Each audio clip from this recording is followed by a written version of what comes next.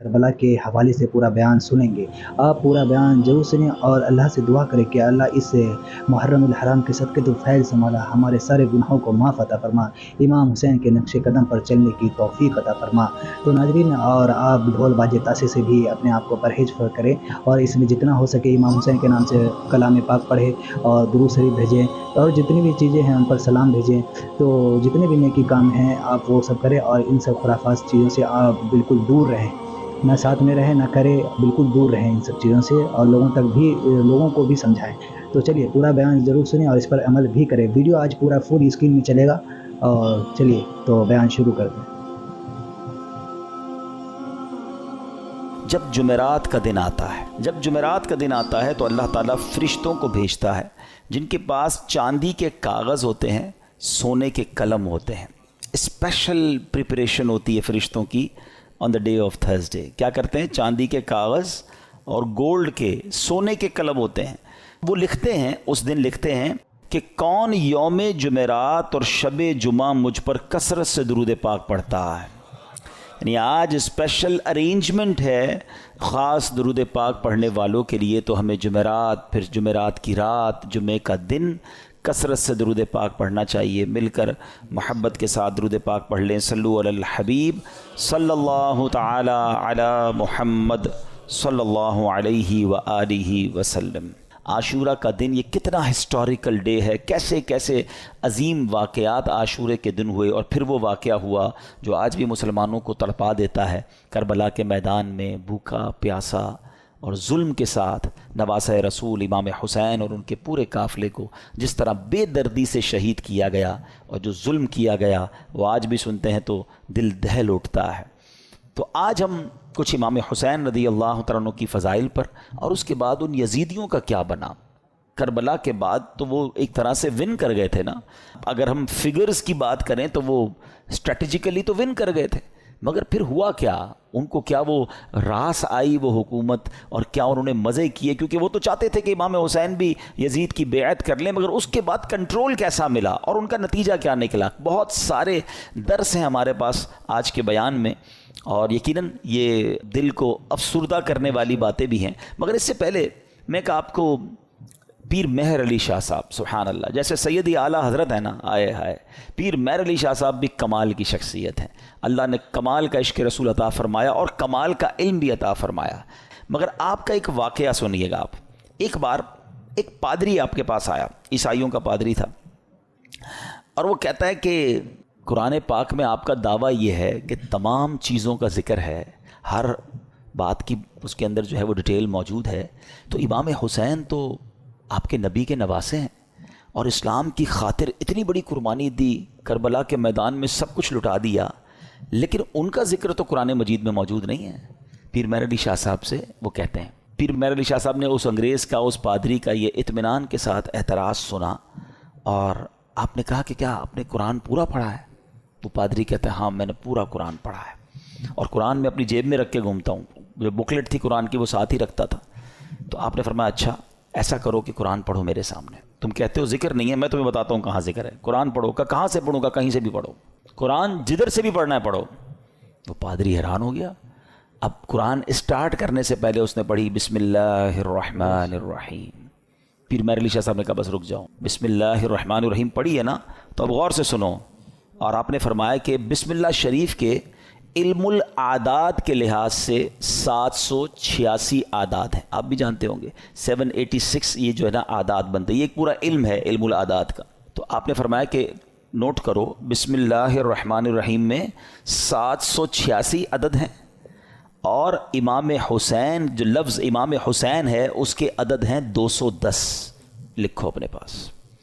امام حسین کا سن پیدائش ہے 4 ہجری، لکھو آگے 4۔ آپ کا سن شہادت 61 ہجری ہے، لکھو آگے 61۔ لفظ کرب و بلا کے جو عدد بنتے ہیں وہ بنتے ہیں 261، لکھو 261۔ امام حسن کے عدد بنتے ہیں 200.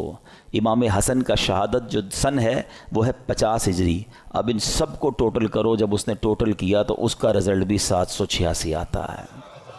ہمارے علماء کا علم دیکھو. اب اس پادری کے سامنے آپ فرماتے ہیں ابھی تو ایک ہی آیت پڑھی ہے، اس میں امام حسین کا نام بھی موجود ہے، ان کی پیدائش کا سن کا ذکر بھی موجود ہے، امام حسین کی سال شہادت کا ذکر بھی موجود ہے، امام حسین کے بھائی جان امام حسن کا نام بھی موجود ہے. اس آیت سے پتہ چل گیا کہ یہ دونوں بھائی بھی ہیں. آگے چلو گے تو قرآن میں اور بھی اس طرح کے واقعات مل جائیں گے. اللہ اکبر. جب پادری نے بسم اللہ الرحمن الرحیم کی تفسیر کا یہ انداز پیر مہر علی شاہ صاحب سے سنا تو اس کا دل نور ایمان سے جگمگایا، وہ کلمہ پڑھ کر مسلمان ہو گیا. یہاں پر علم قرآن اور علماء کرام کو اللہ پاک نے کیسا مقام دیا ہوا تھا یہ بھی ہمیں سیکھنے کو ملتا ہے. اور سبحان اللہ، پھر نگاہ ولی میں وہ تاثیر دیکھی، بدلتی ہزاروں کی تقدیر دیکھی. اچھا پھر آگے یہاں پر یہ بھی یاد رہے یہ تو ایک علم العادات کے ذریعے جواب تھا، ورنہ بسم اللہ شریف کے اندر کیا کچھ موجود ہے. مولا علی شیر خدا کرم اللہ تعالی وجہ الکریم، آپ پتہ ہے کیا ہیں؟ آپ باب صلی علی کہلاتے ہیں. ہم نے منقبت میں سنا نا، وہی جن کو باب صلی علی کہیں. باب صلی علی کا مطلب کیا ہے؟ آقا فرماتے ہیں، حدیث پاک کا مضمون ہے، میں علم کا شہر ہوں اور علی اس کا دروازہ ہے. یعنی باب ہے اس شہر کے. تو آپ فرماتے ہیں کہ اگر میں چاہوں تو بسم اللہ کی تفسیر سے 70 اونٹ بھر دوں. یعنی اس کا مطلب یہ ہوا کہ اتنے کاغذوں پر اتنی بکس بن جائیں گی تفسیر کی، صرف بسم اللہ شریف کی، کہ 70 اونٹوں پر اس کو رکھا جائے گا تب جا کر کمپلیٹ ہوگی. تو یہ ہے قرآن اور یہ ہے علم القرآن جو ہمارے اسلاف کو معلوم تھا. مگر آج ہم قرآن سے بہت دور ہیں، ہم قرآن پڑھتے نہیں ہیں. اچھا یہ تو ایک فی البدی جواب تھا پیر مہر علی شاہ صاحب کا کہ جناب علم العادات سے یہ ذکر کیا، مگر قرآن مجید فرقان حمید میں اہل بیت اطہار کا صراحت کے ساتھ اور سبحان اللہ گویا ان کی شان اور ان کی منقبت قرآن بیان کرتا ہے. کتنی خوبصورت ایک آیت ہے قرآن پاک کی، پارہ 22 ہے، سورہ احزاب، آیت نمبر ہے 33. اللہ قرآن میں ارشاد فرماتا ہے انما یرید اللہ لیذھب عنکم الرجس اہل البیت ویطہرکم تطہیرا. ترجمہ، اے نبی کے گھر والوں، اللہ تو یہی چاہتا ہے کہ تم سے ہر ناپاکی دور فرما دے اور تمہیں پاک کر کے خوب صاف ستھرا کر دے. طبرانی اور مسلم شریف میں حدیث پاک میں ہے کہ پیارے آقا علیہ الصلوۃ والسلام نے حضرت علی، حضرت فاطمہ اور حسنین کریمین رضی اللہ تعالیٰ عنہم کو چادر مبارک میں لے کر یہ آیت تلاوت فرمائی. اور ایک روایت میں ہے کہ آپ علیہ الصلوۃ والسلام نے دعا کی، مولا یہ میرے اہل بیت ہیں، انہیں خوب ستھرا فرما دے. سبحان اللہ. اسی آیت کے بارے میں مولانا حسن رضا خان صاحب لکھتے ہیں نا، ان کی پاکی کا خدائے پاک کرتا ہے بیان، ان کی پاکی کا خدائے پاک کرتا ہے بیان. آیا تطہیر سے ظاہر ہے شان اہل بیت. یعنی ان کی شان قرآن بیان کر رہا ہے. تو امام حسین کا ذکر بھی ہو گیا نا، امام حسن کا ذکر ہوا، بی بی فاطمہ کا ذکر ہوا. اللہ اکبر. اور آگے چلیے ایک اور جگہ سورہ شورى آیت نمبر 23 میں اللہ ارشاد فرماتا ہے قُلْ لَا أَسْأَلُكُمْ عَلَيْهِ أَجْرًا إِلَّا الْمَوَدَّةَ فِي الْقُرْبَى. اللہ قرآن میں فرماتا ہے تم فرماؤ میں اس پر تم سے کوئی معاوضہ طلب نہیں کرتا مگر قرابت کی محبت. نبی پاک نے کیا فرمایا؟ اور کوئی معاوضہ طلب نہیں کر رہا مگر میرے عزیزوں سے محبت کرنا. سلطان المفسرین حضرت عبداللہ ابن عباس رضی اللہ تعالیٰ عنہ فرماتے ہیں جب یہ آیت نازل ہوئی صحابہ کرام نے عرض کی یا رسول اللہ صلی اللہ تعالیٰ علیہ وسلم آپ کے اہل قرابت جن سے محبت کا اللہ پاک نے حکم دیا ہے یہ کون ہیں؟ فرمایا علی، فاطمہ سبحان اللہ اور ان کے دونوں بیٹے یعنی حسنین کریمین رضی اللہ تعالیٰ عنہم. ہم کیوں نہ پنجتن پاک سے پیار کریں؟ ان سے پیار کا، ان سے محبت کا حکم گویا ہمیں قرآن دے رہا ہے. اور سبحان اللہ ایک اور آیت میں کس انداز سے ان کا جو ہے وہ شان بیان ہوتی ہے. پارہ نمبر ہے 5 سورہ نساء آیت نمبر 54. اللہ پاک ارشاد فرماتا ہے ام یحسدون الناس علی ما آتاہم اللہ من فضلہ. ترجمہ بلکہ یہ لوگوں سے اس چیز پر حسد کرتے ہیں جو اللہ نے انہیں اپنے فضل سے عطا فرمائی ہے. حضرت امام باقر رضی اللہ تعالیٰ عنہ فرماتے ہیں اس آیت کریمہ میں بیان کیے گئے وہ لوگ جنہیں اللہ پاک نے اپنا فضل عطا کیا اور جن سے کافر و منافق حسد کرتے ہیں، خدا کی قسم یہ ہم اہل بیت ہیں. خود امام باقر نے گویا اس کی تفسیر کی کہ جن کے بارے میں یہ ذکر ہو رہا ہے یہ ہم اہل بیت ہیں. سبحان اللہ یہ مقام ہے اہل بیت کا. ایک جگہ نبی پاک علیہ الصلوۃ والسلام کیا خوب فرماتے ہیں، حدیث کا مضمون ہے کہ میری اہل بیت میری امت کے لیے کشتی نوح کی مانند ہے، جو اس میں سوار ہو جائے گا وہ پار لگ جائے گا. اچھا یہ کس کے لیے کہا؟ اہل بیت کے لیے. اب ذرا توجہ کیجیے گا اعلیٰ حضرت کا کس طرح حدیثوں پر یوں سمجھیے کہ عبور تھا اور کیا انداز تھا، اور آپ کو سمجھ آ جائے گی بات کہ اہل بیت کو کیا کہا؟ کشتی کہا. ایک جگہ نبی پاک کی حدیث ہے اصحابی کالنجوم فبأیہم اقتدیتم اہتدیتم. آقا فرماتے میرے صحابہ ستاروں کی مانند ہیں، ان میں سے جس کی بھی پیروی کرو گے تم کامیاب ہو جاؤ گے، ہدایت پا جاؤ گے. اب ذرا میرے ساتھ رہیے گا. صحابہ کو کیا کہا؟ ستارے، سٹارز. کیا کہا؟ ستارے. اور اہل بیت کو کیا کہا؟ کشتی. ہیں اچھا اب دونوں سے ہمیں تو محبت کرنی ہے، دونوں کا پیار دل میں ہونا یہ ایمان کے لیے ضروری ہے. انفارچونیٹلی آج ایسا دور آ گیا ہے کہ کچھ لوگ صرف صحابہ کی بات کرتے ہیں، اہل بیت کی بات نہیں کرتے. کچھ صرف اہل بیت کی بات کرتے ہیں، صحابہ کی بات نہیں کرتے. ہمیں اللہ نے کیسا پیارا عقیدہ دیا، کتنا خوبصورت ایمان دیا کہ صحابہ سے بھی ہمیں پیار ہے، اہل بیت سے بھی ہمیں پیار ہے. اچھا پھر سیدی اعلیٰ حضرت نے ان دونوں حدیثوں کو کس طرح ایک شعر میں پرو دیا، جو میں پہلے بیان میں سٹارٹ میں کہہ رہا تھا نا کہ اعلیٰ حضرت کو پڑھو تو سمجھ آئے گا وہ کیا ہستی ہیں، کیا مقام ہے، علم کیسا تھا. سیدی اعلیٰ حضرت کہتے ہیں اہل سنت، ہم اہل سنت والے ہیں نا، سب سے پیار ہے نا، صحابہ سے بھی اہل بیت سے بھی. سنو اہل سنت کا ہے بیڑا پار، اصحاب حضور نجم ہیں اور ناؤ ہے عطرت رسول اللہ کی. کہتے ہیں اہل سنت والوں کا تو بیڑا پار ہی لگنا ہے.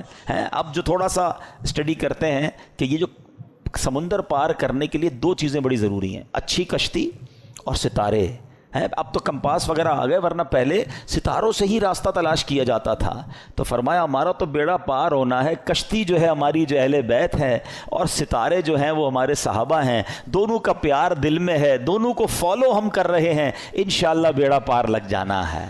تو یہ ہے اہل بیت. اچھا اب اہل بیت کو ذرا وسیع طریقے سے ایک براڈ مینٹالٹی کے ساتھ سمجھیے کہ اس میں کون کون شامل ہیں. خاص اہل بیت کا ذکر تو آپ نے سن لیا کہ نبی پاک نے اپنی چادر میں بی بی فاطمہ اور حسنین کریمین کو لیا، ایک جگہ مولا علی کے بارے میں فرمایا گیا. لیکن یعنی اہل بیت میں شامل کس کس کو کیا گیا؟ علماء فرماتے ہیں، اور بھی قرآن پاک کی چونکہ آیات ہیں، تو اہل کا معنی ہے والا اور بیت کا معنی ہے گھر. یعنی اہل بیت کا مطلب ہوا گھر والا. تو اہل بیت کے جو نبی پاک کے گھر والے وہ کون ہیں؟ تو سب سے پہلے پیارے آقا کی ازواج مطہرات، ٹھیک ہے، جنہیں قرآن کریم نے کیا کہا؟ امہات المومنین، مومنین کی ماں کہا. تو یہ پیارے آقا کے اہل بیت میں ہیں. پھر پیارے آقا علیہ الصلوۃ والسلام کی تمام اولاد پاک، آپ کے تمام شہزادے، چاروں شہزادیاں اور ان شہزادیوں کی اولاد، ان سب کو اہل بیت کہا جاتا ہے. سبحان اللہ. اور پھر بی بی عائشہ صدیقہ رضی اللہ تعالیٰ عنہ کا مرتبہ یہ ہے. اہل بیت میں تو ساری ازواج مطہرات ہیں کہ مولانا حسن رضا خان صاحب کی منقبت چل رہی تھی. تو آپ جب نبی پاک علیہ الصلوۃ والسلام کے ساتھ کمرے میں ہوتی اور جبریل امین جب وحی لے کر آتے نا، تو حجرہ عائشہ میں داخل ہونے سے پہلے اجازت لیا کرتے ہیں کہ حضور کیا میں اندر آ سکتا ہوں؟ Look at the status of that particular house. Hujra Aisha. اچھا حجرہ عائشہ کون سا ہے پتہ ہے آپ کو؟ آج جو ہم سنہری جالیوں پہ حاضری دیتے ہیں نا، جو نبی پاک آج جہاں جلوہ فرما ہے، یہ وہی گھر تھا، یہ وہی کمرہ تھا، یہ وہی حجرہ عائشہ تھا جو آج روضہ رسول بنا ہوا ہے. مولانا حسن کیا لکھتے ہیں؟ ان کے گھر میں بے اجازت جبرائیل آتے نہیں، ان کے گھر میں بے اجازت جبرائیل آتے نہیں، قدر والے جانتے ہیں قدر و شان اہل بیت۔ تو بہرحال اہل بیت کی کیا بات ہے، سبحان اللہ، یہ گھرانہ میرے حضور کا ہے، اور پھر اسی گھرانے کے چشم و چراغ امام حسین رضی اللہ تعالیٰ عنہ نے جو قربانی کی داستان رقم کی، سبحان اللہ، نانا کے دین کے پرچم کو اپنا سر کٹا کر بلند کر دیا۔ امام حسین ایسی باکرامت شخصیت ہیں کہ آپ کی جو ولادت ہے نا، آپ کی جو برتھ ہے، وہ برتھ بھی کرامت ہے۔ آپ 6 مہینے میں، آپ کا جو حمل تھا ماں کے پیٹ میں آپ رہے، وہ 6 مہینے رہے، اور یاد رہے کہ پوری دنیا میں سیدنا یحییٰ علیہ السلام اور امام عالی مقام امام حسین کے علاوہ کوئی ایسا بچہ زندہ نہیں رہا جس کی مدت حمل 6 ماہ ہوئی ہو۔ یعنی آپ فرام دا ڈے 1 آپ کی ولادت ہی کرامت ہے۔ اور سبحان اللہ، آپ کے رخسار مبارک کا حال یہ تھا، آپ کے چہرے پر نور ایسا تھا کہ آپ کے دونوں رخسار سے ایسا نور نکلتا تھا کہ کمرے اور دیواریں روشن ہو جایا کرتی تھیں۔ اور کیوں نہ ہو، کس کے نواسے ہیں، کن کے پھول ہیں، آقا کی نگاہوں کے تارے ہیں۔ اور پھر تو جبھی تو کہتے ہیں، مل کر پڑھ لیں، تیری نسل پاک میں ہے بچہ بچہ نور کا، تیری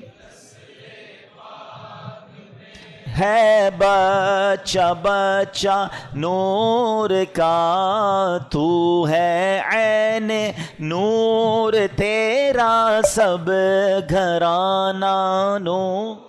سبحان اللہ۔ اب یہ جو امام حسین رضی اللہ تعالیٰ عنہ جب کربلا کے لیے روانہ ہوئے نا، تو آپ سے مزید کرامتوں کا ظہور ہوا، اور علماء کہتے ہیں یہ جو کرامتیں تھیں نا، بیسیکلی یہ اتمام حجت کے لیے تھیں، مزید ان کو سمجھانے کے لیے تھی کہ دیکھو میں کون ہوں، میرے ساتھ کیسے معاملات ہو رہے ہیں، مجھ پر ظلم نہ کرو۔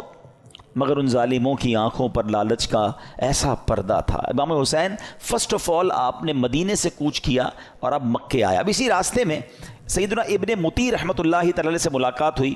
انہوں نے عرض کی کہ حضور میرے کنویں کا پانی بہت کم ہے، برائے کرم آپ دعائے برکت سے نواز دیجئے۔ آپ رضی اللہ تعالیٰ عنہ نے اس کنویں کا پانی طلب کیا، اور جب پانی کا ڈول حاضر کیا گیا تو آپ نے اس میں سے پانی کچھ پیا بھی، نوش بھی فرمایا اور کلی بھی کر دی، اور ڈول کو واپس کنویں میں ڈال دیا گیا۔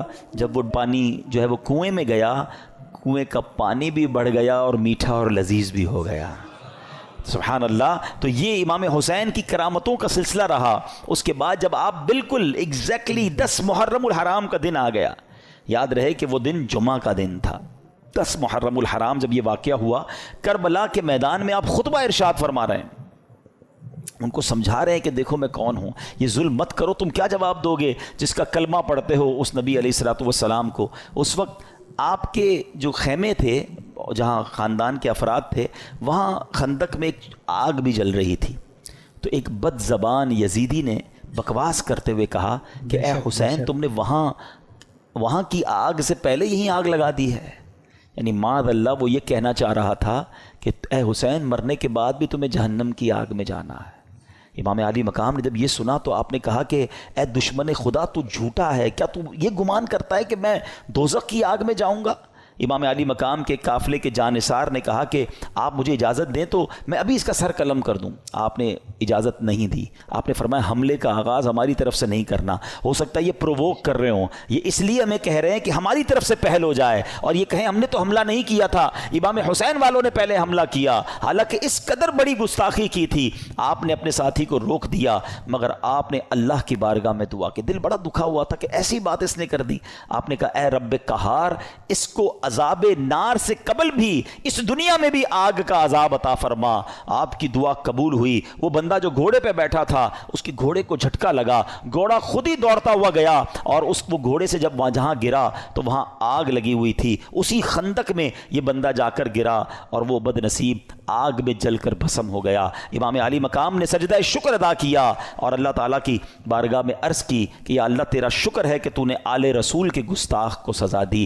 اب یہاں بھی ان کے سامنے یہ واقعہ ہو رہا ہے، سارے لوگ دشمن سامنے کھڑے ہیں، اور یہ آپ کی دعا قبول ہو رہی ہے, آپ کے گستاخ کو سزا مل رہی ہے, مگر وہ سمجھنے کے لیے تیار نہیں ہے, وہ انڈرسٹینڈ کرنے کے لیے تیار نہیں ہے. آپ یقین کریں جو کربلا کے میدان میں امام حسین نے خطبہ دیا ہے نا ان یزیدیوں کے سامنے, لاسٹ خطبہ, حالانکہ اپنے سارے شہید ہو چکے تھے مگر پھر بھی, حالانکہ اس وقت تو عام آدمی تو یہ سوچے کہ اب انہوں نے سب میرے بندے مار دیے, اب میں نے ان کو نہیں چھوڑنا.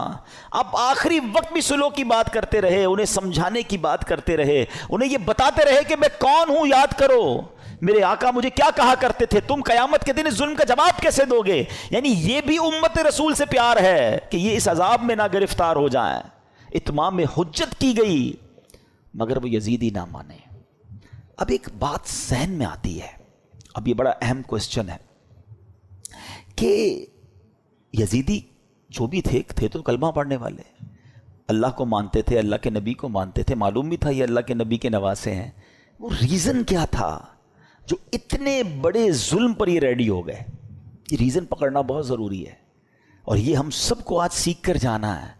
یعنی کوئی بھی محفوظ نہیں ہے. میں آپ کو تھوڑا سا آج کل کے زمانے کا ایک دو انسیڈنٹ بتا دیتا ہوں تاکہ آپ کو اندازہ ہو جائے. ہم لوگ سمجھ رہے ہوتے ہیں یار یزیدیوں نے اتنا بڑا کام کر دیا, ہم تو کبھی بھی کوئی ایسی غلط حرکت نہیں کر سکتے. کوئی اپنے آپ کو محفوظ نہ سمجھے. ہاں, بیسک جو ان کے ریزن تھا نا وہ تھا لالچ, اور وہ لالچ تھی پیسے کی, اقتدار کی. جب یہ لالچ طاری ہوتی ہے نا انسان پہ, پہلے تھوڑا سا سمجھیے گا. آپ کو لگتا ہے یار مجھ پہ کچھ بھی ہو جائے میں ایسا ظلم تھوڑی کر سکتا ہوں, کتنا بھی پیسہ مجھے کوئی دے دے میں جان دے دوں گا, کبھی کسی کو قتل نہیں کروں گا, نواسہ رسول تو بہت دور کی بات ہے. یہ بولنا اور ہے, لیکن ایک وقت آتا ہے جب انسان کے دل پر شیطان کا قبضہ ہو جاتا ہے. آپ پڑھتے ہیں خبریں 5 سال کے بچے اور 4 سال کی بچی کے ساتھ جو واقعات ہو رہے ہیں, کیا کوئی خوشی سے کرتا ہے یہ کام؟ ذرا سوچئے, جب وہ یہ کام کر جاتا ہوگا اس کے بعد خود اس کو کتنی ندامت ہوتی ہوگی, یہ میں نے کیا کر دیا. پھر اسی وجہ سے بچنے کے لیے اس بچی کو قتل بھی کر دیا جاتا ہے. یعنی یہ واقعات ہم سنتے ہیں تو ہماری عقل حیران ہو جاتی ہے کہ یہ انسان تھا یا درندہ تھا. میں آپ سے یزیدیوں کی تو بات نہیں کر رہا, آپ کے وطن میں رہنے والوں کی بات کر رہا ہوں. اس کا مطلب کیا ہوا؟ ایٹ دیٹ ٹائم جب وہ یہ عمل کر رہا تھا اس کا دل شیطان کی مٹھی میں تھا, اس کو ہوس نے اندھا کر دیا تھا. تو یہ واقعات مجھے اور آپ کو یہ سوچنے پر مجبور کرتے ہیں کہ کوئی اپنے آپ کو محفوظ نہ سمجھے. یہ ایک لمٹ ہوتی ہے انسان کی. ایک حدیث پاک ہے نا, بڑی مشہور حدیث پاک ہے جس کا مضمون ہے کہ جب بندہ ایک گناہ کرتا ہے نا, میرے ینگسٹر ذرا غور سے سنیں, ایک گناہ کرتا ہے اس کے دل پر ایک بلیک ڈاٹ لگ جاتا ہے, گناہ کرتا رہتا ہے پھر دل پورا سیاہ ہو جاتا ہے. اب اس پر ہدایت کی کوئی بات اثر نہیں کرتی. یہ جو روز شراب پیتے ہیں, جناب پارٹی کرتے ہیں, حرام کام کرتے ہیں اور گندی چیزیں دیکھ رہے ہوتے ہیں, دوستوں میں بیٹھے گناہ کر رہے ہوتے ہیں, نمازیں قضا کر رہے ہوتے ہیں, اپنے آپ کے بارے میں یہ ضرور سوچ رہے ہوتے ہیں کہ میں اتنا بھیانک کام نہیں کروں گا, مگر ایک وقت آتا ہے کہ دل سیاہ ہو جاتا ہے. اب وہ دل ہے شیطان کے ہاتھ میں, وہ ایسے کام کروا سکتا ہے کہ آپ تصور بھی نہیں کر سکتے. یار بندہ ماں کو قتل کر دیتا ہے, ہم نے نہیں سنے واقعات, کیسے پاسبل ہے کہ اپنی ماں کو مار دے. لیکن ایک لمٹ ہوتی ہے, اس کے بعد انسان جب اوور لمٹ ہوتا ہے تو شیطان جو چاہے اس سے کروا لیتا ہے. تو اللہ سے توبہ کرتے رہا کرو, اور اس کا بیسٹ طریقہ یہ ہے کہ گندے اور برے ماحول سے اپنے آپ کو بچائیں. جو ایسے لوگوں میں اٹھتے بیٹھتے ہیں نا جو ہر وقت حرام چیزوں کی باتیں کر رہے ہوتے ہیں, یار پیسہ ہونا چاہیے تبھی زندگی میں مزہ ہوگا, جدھر سے بھی آتا ہے آنے دو, بس پیسہ بڑھنا چاہیے, ابھی تو ہم نے وہ رکھنا ہے, ابھی تو ہم نے وہ لینا ہے. میں ایک جگہ بیٹھا تھا, یہ باتیں ہو رہی تھی, میں نے کہا یار کیا کریں گے اتنا پیسہ؟ تو ایک بندہ کہتا ہے میں نے تو خواب دیکھا ہوا ہے 6,000 کروڑ کی یاچ لوں گا. وہ کیا ہوتا ہے, کوئی پانی کے اندر کوئی جہاز ہوتا ہے؟ میں نے کہا یار دیکھو کراچی کے رہنے والے نے بھی ایسا خواب دیکھا ہے. اب اتنے بڑے جس نے خواب دیکھے ہیں تو پھر اس کو کہاں سے قناعت اور کہاں سے صبر آئے گا؟ اللہ کی رضا پر راضی رہنا ہم کب سیکھیں گے؟ تو بہرحال میرے پیارے اسلامی بھائیوں, سوچو اس بات کے, یہ کیسے, اس ریزن کو پکڑیے. یزیدیوں کے ایسا کیا ہو گیا تھا کہ یہ اندھے ہو گئے تھے؟ آج بھی بندہ اندھا ہوتا ہے. ہاں, ظلم کرنے والے نہیں دیکھے آپ نے؟ بندوں کو ڈرل کرتے ہیں, ہاتھ پیر کاٹتے ہیں, قتل کر دیتے ہیں, پیسے چاہیے قتل کرنے کے لیے, تو وہ کیسے تیار ہو جاتے ہیں؟ ان کا دل سیاہ ہو گیا. اب ان سے کچھ بھی کروا لو. یہ شراب ہے نا, اس کو ام الخبائث کہا گیا, برائیوں کی ماں. یہ وہ چیز ہے کہ اس کا جو عادی ہو جائے, اب شراب کے علاوہ بھی عجیب عجیب نشے آ گئے, نشے میں گرفتار جو ہوا نا, اب اس کو ماں بہن کی بھی تمیز نہیں ہے, اس کو کسی کی بھی تمیز نہیں ہے, وہ کر جائے گا جو کوئی سوچ ہی نہیں سکتا. اور اس کے بعد وہ خود بھی شرمندہ ہوگا کہ یہ میں نے کیا کیا، نشے میں تھا. تو یہ وہی بات ہے کہ بندہ جب برائی کی طرف جاتا ہے تو ایک کے بعد دوسری، دوسری کے بعد تیسری، تیسری کے بعد چوتھی. یہ غور کیجیے، یہ بات ہمیں یہ سمجھنی ہوگی کہ ہمیں اپنے آپ کو گناہوں سے بچانا ہے، ورنہ یزیدی راستے پر چلنے میں دیر نہیں لگتی جس کو پیسے کی لالچ نے گھیرا ہوا ہے. اچھا ایک اور عجیب بات بتاؤں میں آپ کو، ہم دل کو عربی میں کیا کہتے ہیں؟ قلب. کیا کہتے ہیں؟ امراض قلب لکھا ہوتا ہے نا، قلب موٹے کاف سے. اس کا مطلب کیا ہے؟ میننگ آف قلب منقلب ہونے والا، بدلنے والا. یہ جو دل ہے نا یہ بدلتا رہتا ہے. اب میں آپ کو کچھ ایگزامپلز دیتا ہوں، آپ کو سمجھ آئے گی میری بات. کبھی کبھی ہمارے دل پر ایسا خوف طاری ہو جاتا ہے اللہ کا، آنسو بہتے ہیں، بندہ کہتا ہے یار بس اب کوئی گناہ نہیں کروں گا. یہی دل ہے، یہی ہم ہیں. کبھی کبھی اسی دل پر گناہ کرنے کا اتنا جنون سوار ہو جاتا ہے کہ بندہ کہ کچھ بھی ہو جائے میں نے یہ گناہ کرنا ہے. ارے تھوڑے دنوں پہلے تو رو رہا تھا. کبھی کبھی اس دل پر ایسی کیفیت طاری ہوتی ہے سخاوت کی کہ بندہ کہتا ہے بس یار سارا ہی مال اللہ کی راہ میں دے دو، جتنا دینا ہے دے دو. کبھی کبھی اسی دل پر ایسی بخل طاری ہوتا ہے، بندہ کہتا ہے 1 روپیہ خرچ نہیں کروں گا. ارے کبھی کبھی یہ دل اتنا رحم دل ہو جاتا ہے کہ بندہ بچے کے ساتھ بھی بیٹھ کے نرمی سے بات کر رہا ہوتا ہے، پیار کر رہا ہوتا ہے. اور کبھی کبھی یہ دل اتنا سخت ہو جاتا ہے کہ بندہ کسی پر رحم کرنے کے لیے تیار نہیں ہوتا. یہ ساری کیفیتوں میں ہم گزرتے ہیں. ہاں ہم سب گزر رہے ہوتے ہیں. کبھی عشق رسول کی کیفیت ہوتی ہے، کبھی یاد مدینہ کی کیفیت ہوتی ہے، اور کبھی برے برے خیالات آ رہے ہوتے ہیں. یہ کیا ہے؟ یہ اس کے بارے میں علماء نے لکھا کہ یہ دل جو ہے نا ایسا ہے کہ ریگستان میں ایک پتا پڑا ہوا ہے، ہوا جدھر آئے ادھر پتا اڑ جاتا ہے، دل اسی طرح بدلتا رہتا ہے. اور اب اس کنسیکوینس کو ذہن میں رکھ کے اب میرے آقا کی دعا سنو. اللہ کے حبیب دعا کرتے ہیں، یا مقلب القلوب ثبت قلبی علی دینک. اس دعا کا مطلب پتہ ہے دعا کرنے والا کون ہے؟ کونین کے والی اللہ کے حبیب علیہ الصلوۃ والسلام، جن کے صدقے مجھے اور آپ کو ایمان ملا، وہ دعا کر رہے ہیں. اے دلوں کو پھیرنے والے، میرے دل کو اپنے دین پر ثابت قدمی عطا فرما. کیونکہ یہی دل بدلتا ہے تو بندہ کافر ہو جاتا ہے، مرتد ہو جاتا ہے، کسی غلط عقیدے میں چلا جاتا ہے، کسی اور کے خیالات سمجھ آنے لگ جاتے ہیں، کیونکہ دل بدلتا رہتا ہے. تو دل کو اس طرح بے پرواہ نہ چھوڑ دو، اس کی بھی حفاظت کرنی ہے، اور اس کو بھی اسٹیڈ فاسٹ صحیح راستے پر رکھنا میری اور آپ کی ذمہ داری ہے. دعائیں کریں، اپنے دل کے لیے دعائیں کریں، اور پھر ایسے ماحول میں رہیں.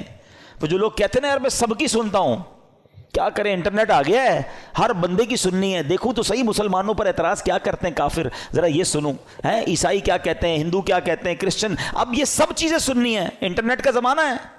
پتہ نہیں کس کی کون سی دلیل دل میں بیٹھ جائے اور بندہ سوچتا رہے یار اللہ تعالیٰ ہے بھی کہ نہیں، کیونکہ وسوسہ شیطان نے ڈال دیا اور اب وہ وسوسوں کا شکار ہے. اب وہ نبی پاک کے بارے میں وسوسے میں ہے، وہ آخرت کے بارے میں وسوسے میں. کہاں کس نے تھا وہ باتیں سننے کے لیے؟ تم نے خود اپنے دل کو ادھر لگایا. کچھ لوگ بد عقیدہ کو سنتے ہیں، یار دیکھو تو صحیح ہمارے عقیدے کے بارے میں کیا اعتراض کر رہے ہیں. تم کوئی عالم ہو، مفتی ہو، کتنی اسٹڈی ہے تمہارے پاس، کیوں سنتے ہو وہ باتیں؟ خدا را بات سمجھو میری. یہ دل اگر پلٹ گیا نا تو ہم نے بڑے بڑوں کو پلٹتے دیکھا ہے.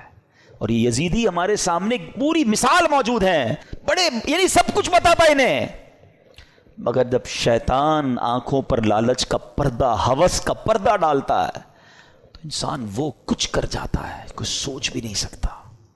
بلم بن باورا یاد ہے آپ کو؟ یہ وہ شخص تھا کہ جو مستجاب الدعوات تھا، سر اٹھاتا تھا تو لوح محفوظ کو دیکھ لیتا تھا، اتنا بڑا عبادت گزار. اور لالچ کیا کی؟ جب بنی اسرائیل والے گئے پیسے لے کر کہ آپ پیسے لیں آپ کی ساری دعائیں قبول ہوتی ہیں، حضرت موسیٰ کے خلاف ذرا بد دعا کر دیں. پہلے تو اس نے دوڑا دیا کہ پاگل ہو گئے، میں اللہ کے نبی کے بارے میں بد دعا کروں گا. اور پیسے بڑھائے اور انعام بڑھائے، عورتیں دیں، بہت سارے کام کیے انہوں نے. وہی بات، اتنا بڑا عبادت گزار تھا، کیا اسے نہیں پتا تھا؟ مگر جب لالچ اور شیطان غالب ہو جاتا ہے، بلم بن باورا نے وہ بدبختی کی کہ حضرت موسیٰ کے خلاف بد دعا کرنے چل پڑا. مگر اللہ کی شان دیکھیں، وہ بد دعا حضرت موسیٰ کے خلاف کرتا تھا، الفاظ اپنے لیے نکلتے تھے، اس کی زبان لٹک گئی اور کفر پر اس کا خاتمہ ہوا. اب علماء فرماتے ہیں کہ اصحاب کہف کا جو کتا تھا نا، کیونکہ وہ اصحاب کہف کے ساتھ تھا، اچھوں کے ساتھ رہا، وہ کتا جو ہے جنت میں بلم بن باورا کی شکل میں جائے گا اور بلم بن باورا جہنم میں کتے کی شکل میں ڈالا جائے گا. یہ ڈرتے رہنا ہے ہمیں. یہ واقعہ سننا اپنی جگہ ہے، مگر یہ جو ظلم کیا گیا نا، ریزن کیا تھا؟ پیسے تھے، لالچ تھی، اقتدار تھا. اس سے سمجھ ہی آئی بات. تو ناظرین ویڈیو اگر اچھی لگے تو ضرور ویڈیو کو لائک کریں اور ہمارے چینل پر اگر نئے ہیں تو ضرور سبسکرائب کریں اور اللہ سے دعا کریں کہ اللہ ہمیں نیک عمل کرنے کی توفیق عطا فرمائے، ہر بلا مصیبتوں سے، پریشانیوں سے، آفتوں سے، بیماریوں سے حفاظت فرمائے. تو ناظرین اسی طریقے کے ویڈیو آتے رہیں گے. اب اس کے بعد دوسرا پارٹ آئے گا تو آپ انہیں بھی سماعت کریں. اسی طریقے سے داستان کربلا آپ کو پورا ہم سنائیں گے، جس طریقے سے بھی ہو، جہاں سے بھی ویڈیو ہو ہم اویلیبل کریں گے اور ضرور آپ کو پورا ویڈیو لا کر سنائیں گے. تو چلیے ناظرین بنے رہیں گے آپ ہمارے چینل پر تو ضرور پورا داستان کربلا آپ پوری طریقے سے سن پائیں گے. تو چلیے ناظرین ملتے ہیں اگلی ویڈیو میں، تب تک کے لیے السلام علیکم ورحمۃ اللہ وبرکاتہ. دعا میں یاد سبسکرائب کیجئے ہمارے چینل ذکر رسول کو اور بیل آئیکن کو پریس کیجئے، جس سے آپ کو ہمارے نیو ویڈیو کی نوٹیفیکیشن ملتی رہے. ویڈیو اچھی لگے تو ہمارے ویڈیو کو لائک کریں اور ہمارے چینل کو سبسکرائب کریں.